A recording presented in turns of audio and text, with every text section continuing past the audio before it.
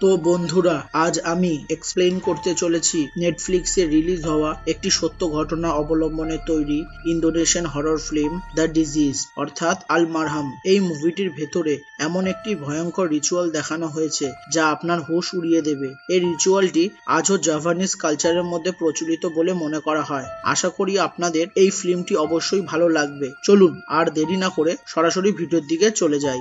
গল্পের শুরুতেই আমরা একটি ভয়ঙ্কর রিচুয়াল দেখতে পাই, যেখানে একটি ছেলে ও একটি মেয়েকে মাটির নিচে পুঁতে ফেলা হচ্ছে। তবে তাদের মাথা মাটির বাইরে রাখা হয় আর পুরো শরীর মাটির ভেতরে চাপা দেওয়া হয়। এই রিচুয়ালের সময় আমরা একজন মহিলাকেও দেখতে পাই, যিনি পুরো আচারটি সম্পন্ন করছিলেন। আর ঠিক এখানেই সেই দৃশ্যটি কেটে যায়। এরপর আমরা 6 দিন আগের দৃশ্যতে ফিরে যাই, যেখানে একটি গ্রামের মধ্যে আমরা মিস্টার মুলুয়ান্তকে দেখতে পাই, যাকে সবাই মিস্টার মিউল নামে চেনে। সে একজন অত্যন্ত ধনী ব্যক্তি। দেখানো হয় যে মিস্টার মিউলের চাষের জন্য অনেক বড় জমি ছিল, আর সেই জমির আশেপাশে অন্য জমির তুলনায় অনেক ভালো ফসল ফলতো। অর্থাৎ তার জমি ছিল অত্যন্ত উর্বর ও ফলনশীল। গ্রামের লোকজন প্রায়ই তার কাছে এই সাফল্যের রহস্য জানতে চাইতো, কিন্তু মিস্টার মিউল কখনোই কাউকে সেই গোপন কথা বলতেন না। মিস্টার মিউলের একজন ভাই ছিল, যার নাম সুনো। সে তার ক্ষেতেই কাজ করত এবং চাষাবাদের দেখভাল করত। এরপর আমরা দেখি মিউল বাড়ি ফিরে আসে এবং তার ছোট ছেলে ইয়ান্দার সঙ্গে কথা বলে। সে ইয়ান্দাকে পড়াশোনায় মন দিতে বলে এবং তাকে এই বিষয়ে চিন্তা করতে বলে যে সে ভবিষ্যতে কিভাবে কোন কলেজে যাবে। কিন্তু ইয়ান্দার পড়াশোনায় একদম আগ্রহী ছিল না, বরং সে এখানেই থেকে ফার্মিং করতে চাইতো এবং জমির দেখভাল করতে চাইতো। কিন্তু তার বাবা চাইতেন সে একজন কমান্ডো হোক। এরপর আমরা সেখানে মিউলের ভাইজিকেও দেখতে পাই, যার নাম আজাম। সে আসলে সুনোর মেয়ে, অর্থাৎ মিউলের ভাইপোর কন্যা। এখানে দেখা যায় আজাম তাদের বাড়ির প্রায় সব কাজই করত। এবং আমি আপনাদের জানিয়ে রাখি, মিউলের মোট 3টি সন্তান আছে, যার মধ্যে সবচেয়ে ছোট ছেলে হলো ইয়ান্দা, আর তার বোনের নাম নুরি। আর একজন বড় ছেলে রয়েছে, যার নাম সেসা। সেসা পড়াশোনা করে অনেক সফল হয়েছে, সে একজন ডাক্তার। অন্যদিকে নুরির পরের দিন গ্র্যাজুয়েশন, যার পর সে একজন ইঞ্জিনিয়ার হয়ে যাবে। এরপর মিউল তার স্ত্রী ইবুর কাছে যায় এবং ছেলে ইয়ান্দার ব্যাপারে কথা বলে। ইয়ান্দার সামনে অনেক সুযোগ রয়েছে, কিন্তু সে তার বাবার প্লান্টেশনই সামলাতে চায়, অর্থাৎ চাষবাদ করতে চায়। একথা শুনে ইবু বলে তাকে যেন কোনোভাবেই জোর করা না হয়। ইয়ান্দার যেটা ভালো লাগে তাকে সেটাই করতে দেওয়া উচিত। এখানেই তারা এই বিষয় নিয়ে কথা বলতে থাকে। ঠিক তখনই মিউল কফি খেতে শুরু করে। কফি খাওয়ার পরই তার শরীরে অদ্ভুত কিছু ঘটতে শুরু করে। হঠাৎ করে তার শরীর খারাপ হয়ে যায়। তখন ইবু তাকে ধরে সামলানোর চেষ্টা করে। এরপর দৃশ্য কেটে পরের দিন চলে আসে। সেদিন ছিল ক্লেয়ন টুইসডে। এ সম্পর্কে আমি পরে বিস্তারিত বলবো যে এটি আসলে কি। সেই দিন মিউল স্নান করতে যায় এবং শাওয়ার ও গিজার চালু করে, কিন্তু ঠিক তখনই তার শরীরে আবার খারাপ হতে শুরু করে। এদিকে হঠাৎ গিজারের শর্ট সার্কিট হয়ে যায়। শাওয়ার দিয়ে যে জল পড়ছিল সেটার মধ্যে বিদ্যুৎ ছড়িয়ে পড়ে। এই বিষয়টি না জেনেই মিউল সেই জলের ওপরে পা রাখে, যার ফলে ঘটনাস্থলেই তার মৃত্যু হয়। আর এই আকস্মিক মৃত্যুর কারণে পুরো হাসি খুশি পরিবারটি গভীর শোকে ভেঙে পড়ে, একেবারে তছনছ হয়ে যায়। এরপর আমরা নুরিকে দেখতে পাই, যে তার বাবার মৃত্যুর খবর শুনে বাড়িতে ফিরে এসেছে। এখানে উল্লেখযোগ্য বিষয় হলো মিউলের মৃত্যু হয়েছিল ক্লেয়ন টুইসডেতে। এই দিনটিকে খুবই অশুভ বলে মনে করা হয়। যদি কেউ এই দিনে মারা যায়, তাহলে সে মৃত ব্যক্তির আত্মা নাকি তার খুব কাছের মানুষ বা পরিবারের কাউকে সঙ্গে নিয়ে চলে যায়। এদিকে নুরি প্রচণ্ডভাবে কাঁদছিল এবং শোকে ভেঙে পড়েছিল। ঠিক তখন সেসাও এসে পৌঁছায়। সেসারও একই অবস্থা, সে হতাশ ও শোকে ভেঙে পড়েছে। আর ইবুর অবস্থা তো আরো খারাপ, সে সম্পূর্ণভাবে অসুস্থ হয়ে পড়েছিল। এরপর মিউলের এক বন্ধু, যিনি গ্রামের হেড বা প্রধান, সেখানে আসে। সে সেসাকে ডেকে বলে মিউলের মৃত্যুর কারণে নাকি একটি বিশেষ রিচুয়াল করতে হবে, কারণ মিউলের মৃত্যু ঘটেছিল ক্লেয়ন টুইসডেতে, যা অত্যন্ত অশুভ ধরা হয়। এই রিচুয়ালে তাদের প্লেট ভাঙতে হবে পুরো রাস্তার পথে। এটাই রিচুয়ালের অংশ। এই রিচুয়াল করতে হবে মিউলের পরিবারের সদস্যদের, ইয়ান্দা, নরি, সেসা ও ইবুকে। যদি তারা এটি না করে, মৃত ব্যক্তি আগামী 5 দিনের মধ্যে বাকি সকল পরিবারের সদস্যদের আত্মাকে তার সঙ্গে নিয়ে যাবে। কিন্তু সেসা এই রিচুয়াল করার ব্যাপারে মোটেও আগ্রহী ছিল না, কারণ সে এ ধরনের বিষয়গুলিতে বিশ্বাস রাখতো না। আর তার বাবা সবে মারা গেছে, তাই তার কাছে সবই অযৌক্তিক বলে মনে হচ্ছিল। স্বাভাবিকভাবেই পড়াশোনায় শিক্ষিত এই 4 জন এই ধরনের বিশ্বাসে বিশ্বাস রাখে না। এরপর মিউলকে কবর দেওয়ার জন্য নিয়ে যাওয়া হয়। সেই জায়গায় 4জন পরিবারের সদস্যকে সেই রিচুয়াল সম্পন্ন করতে হবে। কিন্তু ইবুর শারীরিক অবস্থা তখনও ভালো না হওয়ায় ইবুকে তখন শেষা সামলায়। ফলে রিচুয়ালটি শুধু নুরি ও ইয়ান্দা দ্বারা সম্পন্ন হচ্ছিল। তারা রাস্তার মধ্যে প্লেট ভাঙছিল এবং কিছু ফল ও কর্ন ছড়িয়ে দিচ্ছিল। এরপর মিউলকে কবর দেওয়া হয়। এদিকে ইবুর অবস্থা ক্রমেই খারাপ হয়ে যাচ্ছিল। সে তার স্বামীকে খুব ভালোবাসতো, আর তার জন্যই এটি ছিল গভীর শোক ও ধাক্কা। সেই দিন ছিল প্রথম দিন যখন তাদের বাড়িতে প্রেয়ার্স ও কোরআনের আয়াত পাঠ করা হচ্ছিল। এই সময় ইবু তার স্বামীর কণ্ঠ শোনে। সে যেন তাকে ডাকছিল। সম্ভবত এটি তার আত্মা বা অন্য কোনো অপ্রাকৃতিক কিছু হতে পারে।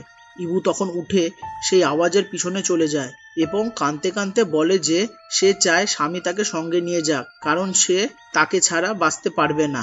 নুরি সেই কণ্ঠ শুনে ইবুকে ধরতে এগিয়ে আসে। সে তাকে তার রুমে নিয়ে আসে। সেখানে ইবুর মা ঘুমাচ্ছিল। ইবু শুয়ে পড়ার পর একটি ছবি তার রুম থেকে পড়ে যায়। নুরি ছবি ঠিক করতে উঠে পড়ে। নুরি যখন ছবিটি ঠিক করে তার রুমের দিকে যাচ্ছিল, তখন হঠাৎ বাথরুমে থেকে কিছু শব্দ শোনা যায়। নুরি ভয়ে এগিয়ে যায় চেক করতে। নুরি ইয়ান্দার সঙ্গে কথা বলে যে সে তার মায়ের ব্যাপারে খুবই চিন্তিত।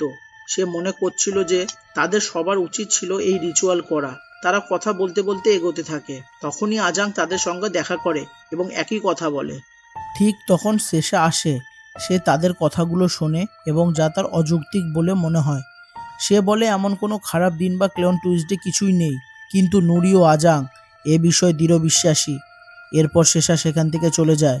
এরপর আমরা নুরিকে দেখতে পাই, যার পিছনে কফনে মোড়া একটা ভূত দেখা যাচ্ছে, যা আমার হিসাবে অনুযায়ী পোচাং ছিল। এরপর আসে দ্বিতীয় দিন। নুরি দেখে তার মা রুমে নেই। তখন নুরি তাকে খুঁজতে শুরু করে। আজাংও আন্টিকে খুঁজছে। ঠিক তখন তারা দেখে ইবু রাস্তার ওপর ঘুমিয়ে আছে।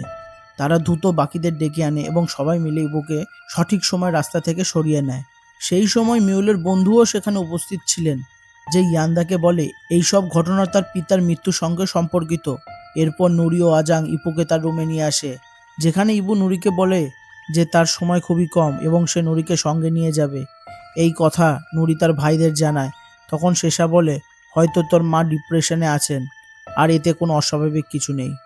কিন্তু সবচেয়ে শকিং বিষয় হলো, এই ধরনের ডিপ্রেশন একজন মা কি সত্যি তার মেয়ের সঙ্গে নিয়ে যেতে চাইবে? এটা বেশ অদ্ভুত ও ভয়ঙ্কর ছিল। কফনে মরা ভূত দেখা এবং এসব অদ্ভুত ঘটনা, এই সব কিছুকে সাধারণ ডিপ্রেশনের সঙ্গে তুলনা করা সম্ভব নয়। শেষা একেবারে এইসব কথাই বিশ্বাসী নয়। সে সুপার ন্যাচারাল এবং অপ্রাকৃতিক কোনো কিছুতে মোটেও মানতে চায় না। পরের দিন আসে। নুরি ও তার মা একসাথে থাকে। ইবু নুরিকে জানায় যে তার বাবা গ্র্যাজুয়েশনকে নিয়ে খুবই উত্তেজিত আছে। তিনি অনেক পরিকল্পনাও করেছিলেন, কিন্তু ভাগ্য অন্য কিছু বেছে নিয়েছিল। ঠিক তখন শেষা আসে এবং তার মাকে বলে যে আজ রাতেই সে কাজে বের হচ্ছে, যা অন্য শহরে অবস্থিত। আমরা তখন বুঝতে পারি যে তাদের বাড়িতে কিছু কাজ চলছিল। ঠিক সেই রাতে আমরা দেখি ইবুকে। সে তার ঘরে প্রার্থনা করছে, কিন্তু আমরা আয়নায় তার রিফ্লেকশনে দেখি সেই কাফনে মুড়ে থাকা ভূতকে। এদিকে সিলিং ফ্যান অদ্ভুতভাবে কেঁপে ওঠে, কারণ সেখানে দেখা যায় তাদের বাড়িতে একটা কিছু কাজ হচ্ছিল এবং ফ্যান নিচে পড়ে যাওয়ার মতন একটা আশঙ্কাও দেখা দেয়। ইবু ফ্যান বন্ধ করার চেষ্টা করে, কিন্তু তা বন্ধ হয় না। এরপর ফ্যান সরাসরি ইবুর মুখে পড়ে যায় এবং তার ব্লেড দিয়ে তার মুখ ছিন্ন বিচ্ছিন্ন হয়ে যায় এবং অতিরিক্ত রক্তপাতের কারণে সে সেখানেই মারা যায়। অর্থাৎ যেমনটি সে বলেছিল, তার জীবন এখানেই শেষ হয়ে যায়। যাই হোক, যা ঘটেছে তা অত্যন্ত দুঃখজনক ছিল। একসাথে এই দুই সন্তান তাদের মা বাবাকে হারায়। অর্থাৎ একই পরিবারের মধ্যে দ্বিতীয় মৃত্যুর শোক দেখে নুরি ভেঙে পড়ে এবং কাঁদতে থাকে।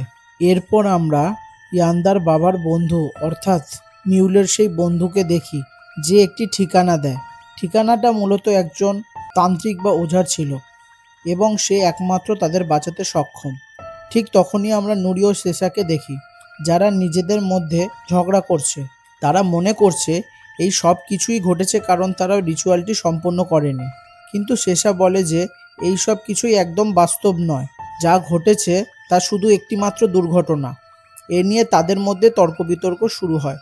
রাতে নুরি তার মায়ের মৃতদেহের পাশে ঘুমায়। হঠাৎ তার মা ইবুর মৃতদেহ উঠে বসে। নুরি এটা অনুভব করে এবং ভয়ে পিছনে ফিরে তাকায়, কিন্তু ততক্ষণে মৃতদেহটি আবার স্বাভাবিক অবস্থায় চলে আসে। এদিকে আমরা দেখি শেষাকে, সে একটি ব্রিজে সিগারেট খাচ্ছে। হঠাৎ তার মায়ের কণ্ঠ সে শুনতে পায়, মনে হলো যেন সে ডাকছে। সে ঘুরে তাকালে সে তার মায়ের ভূত দেখতে পায় এবং ভয়ে আতঙ্কিত হয়ে যায়। অন্য পাশে তার পিতার ভূতও দেখা যায়, অর্থাৎ যা কিছু সে বিশ্বাস করতো না তা ঘটতে শুরু করেছে। শেষা এইসব বিষয়কে বিশ্বাস না করার কারণ হলো সে একজন ডাক্তার এবং সে বাস্তবতার মানুষ। এই দৃশ্য দেখে শেষা দ্রুত বাইকে উঠে বাড়িতে চলে আসে। বাড়ি ফিরে সে স্লিপ পিল খেয়ে ঘুমিয়ে পড়ে। এরপর দৃশ্য চলে আসে চতুর্থ দিনে। মায়ের দাফনের পর ইয়ান্দা নুরিকে সেই ঠিকানার কথা জানায় যা তাকে গ্রামের হেড দিয়েছিল। সেই ইয়ান্দা ও নুরিকে জানায় যে তাদের সেই ঠিকানায় যেতে হবে, তবে সে শেষাকে কিছুই বলবে না, কারণ যদি শেষাকে কিছু বলা হয় সে তাদের সেখানে যেতে দেবে না। অন্যদিকে শেষা তখন ঘুমাচ্ছিল। হঠাৎ তার চোখ খোলে এবং আবারও তার মায়ের কণ্ঠ শুনতে পায়। এই শব্দ শুনে সে ভয় কেঁপে ওঠে এবং হঠাৎ শরীরে অদ্ভুত ঠান্ডা লাগতে শুরু করে। সে আজাংকে ডেকে জিজ্ঞাসা করে, তোমার কি ঠান্ডা লাগছে? কিন্তু আজাং পুরোপুরি স্বাভাবিক থাকে। আজাং তখন তাকে জানায় যে ইয়ান্দা এবং নুরি এখানে নেই। এদিকে আমরা দেখি নুরি ও ইয়ান্দা সেই তান্ত্রিকের বাড়িতে পৌঁছে গেছে, যিনি সুকমা নামে পরিচিত। ঠিক তখন শেষা আজাংকে ডেকে নুরি ও ইয়ান্দা কোথায় গেছে তা জানতে চায়, কারণ তারা এখনো ফিরে আসেনি। আজাং তাকে বলে সে হয়তো তারা গ্রামের হেডের নির্দেশে কোথাও গেছে, কারণ সে শেষবার ইয়ান্দাকে গ্রামের হেডের সঙ্গে কথা বলতে দেখেছিল। এই কথা বলার পর আজাং তার কাজ বন্ধ করে চলে যায়। এরপর শেষা তার রুমে ফিরে আসে এবং বিছানার নিচে কিছু খুঁজতে শুরু করে। ঠিক তখনই সে তার মায়ের চোখ দেখতে পায় এবং দৃশ্যটি বেশ ভয়ঙ্কর ছিল। মায়ের চোখ দেখে সে ভীষণভাবে ভয় পায়, কিন্তু যখন সে আবার তাকায় চোখটি অদৃশ্য হয়ে গেল। এরপর সে একটি ছোট পুটলি খুঁজে পায়, অর্থাৎ পুড়িয়া, যা কালো জাদুর সঙ্গে সম্পর্কিত বলে মনে হয়। এটা দেখে সে তার একটি ছবিও তুলে নুরিকে পাঠায়। ঠিক তখনই জানলার দরজা হঠাৎ করে জোরে খোলে, যা দেখে শেষা ভয় পায়। সে জানলার কাছে যায় এবং তার বাবার মৃতদেহ দেখে। এটা দেখে সে মুখ ফিরিয়ে নেয়। তারপরে সে তার বাবাকে বাইরে দেখার সাথে সাথে তার পিছন করতে শুরু করে। সে খুবই কৌতূহল হয়ে যায়, কিভাবে তার বাবা, যিনি মারা গেছিল, এখানে উপস্থিত হলো সে সেটাই বুঝতে পারছে না। একই সময় আমরা দেখি নুরি ও ইয়ান্দাকে, যারা মাম্বা সুকমার সাথে কথা বলছিল। ঠিক তখন নুরির কাছে আজাংয়ের কল আসে, যা তাকে জানায় যে শেষা কোথাও চলে গেছে। এরপর নুরি ও ইয়ান্দা দ্রুত সেখান থেকে বাড়ির দিকে রওনা দেয়। সেই সঙ্গে পুরো গ্রামও শেষাকে খুঁজতে শুরু করে। তাদের সবাই খুঁজতে থাকে, কিন্তু শেষাকে কোথাও পাওয়া যায় না। এরপর আমরা দেখি সে তার বাবাকে খুঁজছে, কারণ তার ঝলক সে দেখতে পেয়েছিল। ঠিক তখনই তার সামনে তার মায়ের আত্মা আসে, যা দেখে সে ভয় চিৎকার করে পালাতে শুরু করে। পালানোর সময় তার পা একটি বিয়ার ট্র্যাপের মধ্যে আটকে যায় এবং সে গুরুতরভাবে আহত হয়। তখন নুরি ও ইয়ান্দা এসে পৌঁছায় এবং তারা তাদের ভাইকে খুঁজতে শুরু করে। শেষা তার পা মুক্ত করতে সক্ষম হয়, কিন্তু তখনও সে গুরুতর আহত ছিল। সে রাস্তায় আসে এবং একটি পিকআপ গাড়িকে থামায়, তাকে ক্লিনিকে পৌঁছে দেয়। গাড়ির চালক তাকে ক্লিনিকের বাইরে নামিয়ে দেয়। এদিকে শেষা ক্লিনিকের ভেতরে যায়, কিন্তু সেখানে কেউ নেই, তাই সে নিজে স্ট্রেচারে শুয়ে পড়ে। ঠিক তখনই কেউ তাকে ওঠানোর চেষ্টা করে, কিন্তু তা কেউ নয়, তা ছিল তার বাবার আত্মা। এ দেখে শেষা বেহুশ হয়ে যায়। পরে যখন তার চোখ খোলে সে নিজেকে মর্গে দেখতে পায়। এটি দেখে সে ভয়ানকভাবে আতঙ্কিত হয়ে যায়। সে ভেবেছিল যে ক্লিনিক থেকে কিভাবে এখানে এসে গেল। ঠিক তখনই ঘটে ভয়ঙ্কর ঘটনা। মৃত বাড়ির সব মৃত লোকজন জীবিত হয়ে ওঠে এবং শেষার দিকে এগোতে শুরু করে। এই দৃশ্য দেখে শেষা প্রচণ্ডভাবে আতঙ্কিত হয়ে যায় এবং সেখান থেকে দৌড়াতে শুরু করে, কিন্তু পা পিছলে যায় এবং হঠাৎ একটি ধারালো বস্তু তার মাথায় প্রবেশ করে, যার ফলে ঘটনাস্থলেই সে মারা যায়। সবাই শেষাকে খুঁজতে শুরু করেছে। এদিকে তখন তারা জানতে পারে যে একটি পিকআপ গাড়ি তাকে ক্লিনিকে পৌঁছে দিয়েছিল। এই খবর শুনে তারা ক্লিনিকের দিকে যায় এবং সেখানে তার মৃতদেহ পায়। এই দৃশ্য দেখে নুরি ও ইয়ান্দা গভীর শোকে ভেঙে পড়ে, কারণ তাদের পুরো পরিবার একের পর এক হারাচ্ছে সবাইকে। এটি সত্যি শকিং ছিল। প্রথমে তাদের বাবা মাকে হারায়, যারা তাদের জীবনের প্রধান। বাবা মার চলে যাওয়ার পর তার বড় ভাই ছিল যে তাদের রক্ষা করতে পারত, কিন্তু এবার সেই বড় ভাইও চলে গেছে। এরপর আসে পঞ্চম দিন। ভাই বোন দুজনেই সম্পূর্ণ ভেঙে পড়ে এবং তারা ভাবতে থাকে, যদি আমাদের মা ও ভাইও সেই রিচুয়াল সম্পন্ন করত তাহলে তারা হয়তো বেঁচে যেত। তারা মনে করে সম্ভবত সেই রিচুয়ালটির কারণে তারা বেঁচে গেছিল, কিন্তু বাস্তবে তা মোটেও হয়নি। এরপর দৃশ্য রাতের দিকে চলে আসে। আমরা দেখি নুরিকে, যার হঠাৎ করে ঠান্ডা লাগতে শুরু করে, অর্থাৎ সেই রিচুয়ালটা করা হচ্ছিল যা ঠিক হয়নি। নুরির মনে পড়ে তার মায়ের সঙ্গে ঠিক এইভাবেই ঠান্ডা লেগেছিল এবং আমার লক্ষ্য করেছিলাম শেষার ক্ষেত্রে সেই একই ঘটনা ঘটেছিল। এরপর নুরি তার ভাই শেষা যে ছবি পাঠিয়েছিল সেই ছবিটি দেখে এবং সেখানে দেখতে পায় সেই পুড়িয়াটিও ছিল। সে তার রুমে আবারও একটি পুড়িয়া খুঁজে পায় এবং তার ভাইকে দেখায়। এই দৃশ্য দেখে ভাইও অবাক হয়ে যায়। এরপর দুজনই সেই মাম্বা সুকমার কাছে যায়।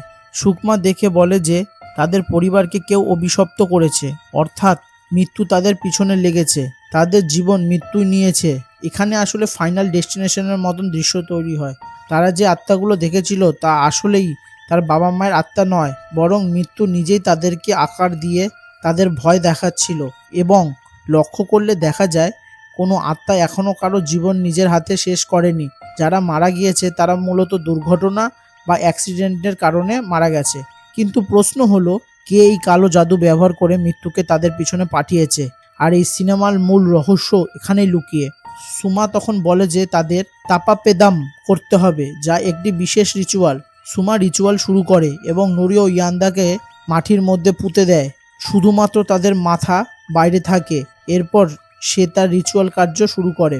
এই রিচুয়ালের মাধ্যমে যে মৃত্যু তাদের উপরে পাঠানো হয়েছিল তা আবার সেই জায়গায় ফিরে চলে যাবে। এবং সত্যি ঠিক এমনটাই ঘটে। এখানে সিনেমার আসল রহস্য খুলে যায়। মৃত্যু প্রথমে সুয়ানোর দিকে যায়, হ্যাঁ, অর্থাৎ মিস্টার মিউলান্তর ভাই সুয়ানো, যে এই সব কিছুই করেছিল। মৃত্যু সুয়ানোর ওপর অ্যাসিডের মতো ঝরঝরে রূপে আঘাত করে, যার ফলে তার মুখ দগ্ধ হয়ে যায় এবং ঘটনাস্থলে সে মারা যায়। এরই মধ্যে একটি ফ্ল্যাশব্যাক দেখানো হয়। আমরা জানতে পারি যে সুয়ানো সত্যি একটি দুর্ঘটনায় জড়িয়ে পড়েছিল এবং সেই দুর্ঘটনায় তার স্ত্রীও মারা গেছিল। এরপর মুলওয়ান্ত তার প্রতি সাহায্যের হাত বাড়িয়েছিল। এখানে মুলওয়ান্ত সুয়ানোকে বলেছিল যে সে তাকে সাহায্য করবে, আজাংকে ভালো কলেজে পাঠাবে এবং ফার্মিং ও প্লান্টেশনের যত্ন নেবে। কিন্তু সময়ের সঙ্গে সঙ্গে মুলওয়ান্ত ধীরে ধীরে সুয়ানোর ফার্মিং এবং প্লান্টেশন নিজের নামে লিখিয়ে নেয় এবং সুয়ানোকে পাগল বানিয়ে দেয়।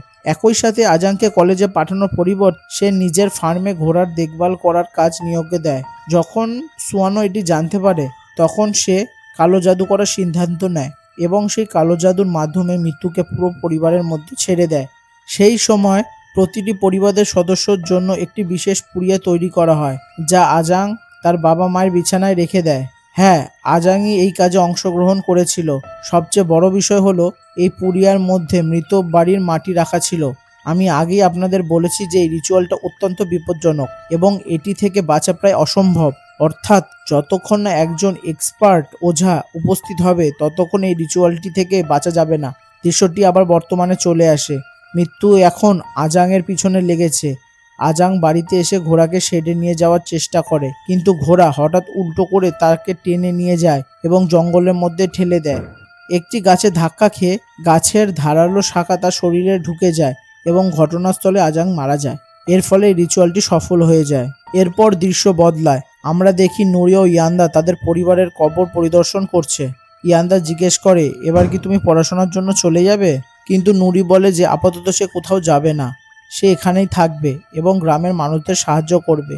এই সময় ইয়ান্দার মনে আসে তারা শেষ পর্যন্ত কিভাবে বেঁচে গিয়েছিল। তারা কি প্লেট ভাঙা রিচুয়াল থেকে বেঁচে গিয়েছিল, নাকি সেই ওজার তাপাপেনাম রিচুয়াল করে তার থেকে তারা মুক্তি পেয়েছে। এরপর আমরা মিড ক্রেডিট দৃশ্য দেখি, যেখানে আমরা গ্রামের হেডকে দেখি।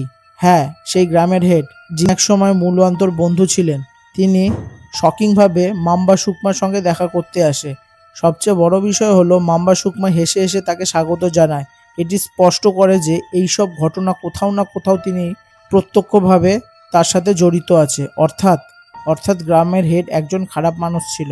আমরা জানি যে মিউলের কাছে অনেক জমি ছিল যা অত্যন্ত উর্বর এবং সে কখনোই গ্রামের হেডকে বন্ধু হওয়ায় এই তথ্য জানায়নি, যে শেষ পর্যন্ত এসব কিছু ঘটালো।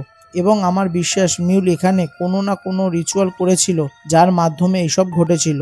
আমার ধারণা গ্রামের হেড জানতো যে এই দুই ভাইয়ের মধ্যে সম্পূর্ণভাবে বোঝাপড়া নেই, আর মুলওয়ান্ত অর্থাৎ মিউল সুয়ানোর সমস্ত জমিন দখল করে নিয়েছিল এবং সুয়ানোকে রিচুয়াল সম্পর্কে জানিয়েছিল।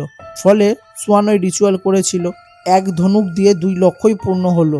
উভয় পরিবার ধ্বংস হলো এবং জমি হেড নিয়ন্ত্রণে চলে আসলো। আর ওঝা অর্থাৎ মাম্বা সুকমা আমাকে ব্যক্তিগতভাবে বেশ ইভিল মনে হচ্ছিল। এটি কোনো সাধারণ ওঝা ছিল না, সম্ভবত গ্রামের হেড কোনো দানব বা ডেমনকে তারা আমন্ত্রণ রেখেছিল। এই গ্রামের হেড তাদের জমি দখল করবে, এটাই তার পরিকল্পনা ছিল এবং সে এতে সফলও হয়েছে। ঠিক এভাবেই দ্য ডিজিজ সিনেমা শেষ হয়। তাহলে বন্ধুরা, এটাই দ্য ডিজিজ সিনেমার গল্প। আশা করি আপনাদের গল্পটি খুবই পছন্দ হয়েছে।